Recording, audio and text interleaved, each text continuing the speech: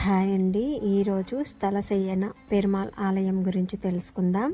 ఈ ఆలయం మహాబలిపురంలో ద్రావిడ నిర్మాణ శైలిలో నిర్మించబడిన ఆలయం.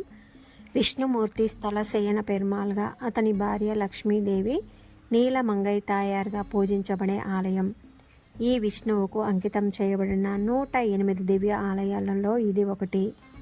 మధ్యయుగ చోళులు, విజయనగర రాజులు, మదురై నాయకుల నుండి వచ్చిన విరాళాలతో ఈ ఆలయాన్ని పల్లవులు నిర్మించారని నమ్ముతారు.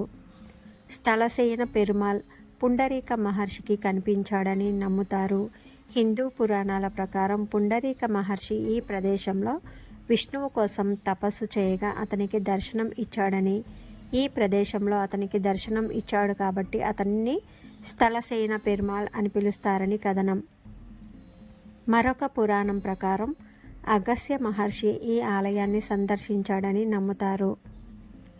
మరొక కథ ప్రకారం హరికేసరి వర్ణన్ అనే రాజు మహాబలిపురం నుంచి ప్రతిరోజు పెరుమాళ్ ఆలయాన్ని దర్శించి స్వామివారిని ఇక్కడే స్థిరపడాలని కోరారట.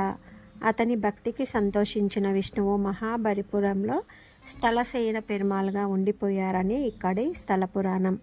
కంటెంట్ నచ్చితే మన ఛానల్ సబ్స్క్రైబ్ చేసుకొని వీడియోస్ అన్నీ కూడా లైక్ చేయండి.